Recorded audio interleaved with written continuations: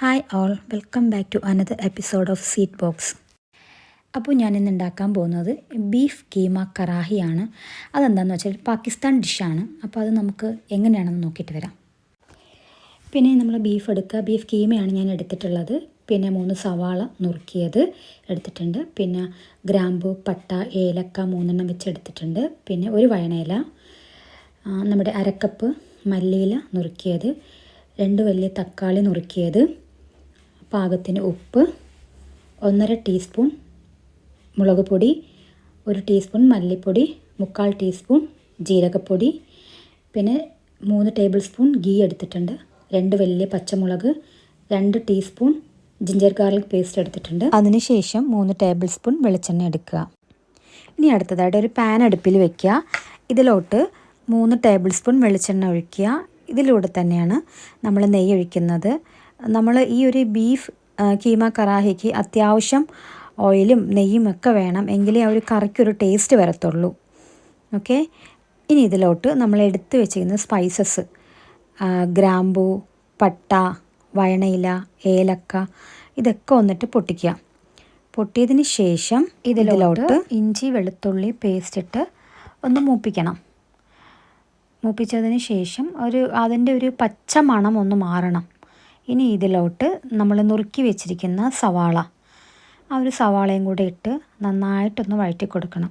അതായത് നമ്മുടെ golden brown colour ആകണം, അതുവരെ ഒന്ന് നന്നായിട്ടൊന്ന് വഴറ്റി കൊടുക്കണം. കാരണം അത്യാവശ്യം ഇതിനകത്ത് ഓയിലുണ്ട്, നെയ്യുണ്ട്. അപ്പോൾ അതുകൊണ്ട് തന്നെ പെട്ടെന്ന് ആയിക്കും. അപ്പോൾ നമ്മുടെ സവാള ബ്രൗൺ കളറായി വരുന്നുണ്ട്. നന്നായിട്ട് ബ്രൗൺ കളർ ആകണ്ട, അതിന് ചെറിയൊരു ഷെയ്ഡ് വന്നാൽ മതി.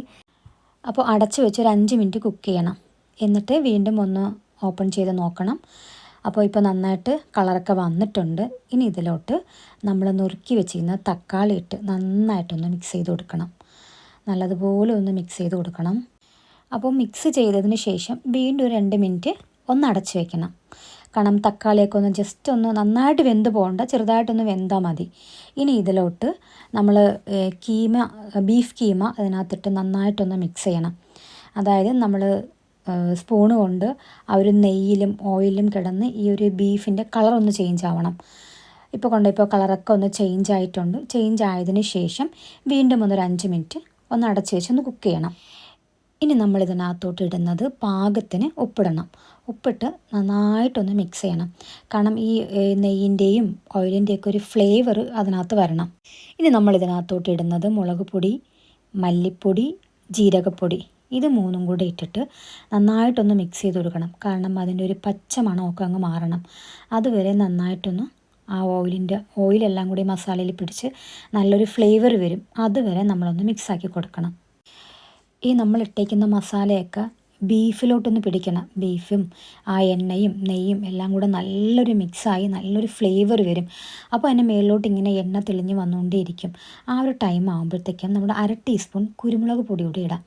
കുരുമുളക് പൊടി കൂടി ഇട്ടതിന് ശേഷം അടച്ച് വെക്കണം. അടച്ചൊരു 2-3 മിനിറ്റ് കഴിഞ്ഞതിന് ശേഷം വീണ്ടും ഒന്ന് മിക്സ് ആക്കിയതിന് ശേഷം ഇനി ഇതിലോട്ട് നമ്മൾ 3/4 കപ്പ് നല്ല ചൂടുവെള്ളം ഒഴിച്ച് ഇതിനെ ഒന്ന് കുക്ക് ചെയ്യണം. കാരണം നമ്മുടെ ഇറച്ചി ഇതുവരെ കുക്കായിട്ടില്ല. അപ്പോൾ വെള്ളം ഒഴിച്ച് ഒന്ന് അടച്ച് വെച്ച് ഒന്ന് മീഡിയം തീയിലിട്ട് ഒന്ന് കുക്ക് ചെയ്യണം. അപ്പോൾ അതുവരെ നമുക്ക് അടച്ച് വെച്ചൊന്ന് കുക്ക് ചെയ്യാം. ഇപ്പോൾ നമ്മുടെ ഈ ഗ്രേവി ഒന്ന് വറ്റി വരുന്നുണ്ട്. ഈ ഒരു ടൈമിൽ മസാലയൊക്കെ മതിയോ എന്ന് നോക്കണം.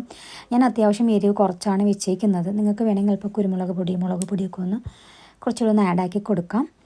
ഇപ്പോൾ നമ്മുടെ ഗ്രേവി നല്ല നെയ്യൊക്കെ പുറത്തോട്ട് വന്നിട്ടുണ്ട്. ഇപ്പോൾ ഈ ഒരു സ്റ്റേജിൽ വേണമെങ്കിൽ നമുക്ക് നിർത്താം. ഞാനിപ്പോൾ ഇതിനകത്തോട്ട് ഒരു 1/2 ടീസ്പൂൺ കുരുമുളക് പൊടി കൂടി ഇട്ട് കൊടുക്കുന്നുണ്ട്.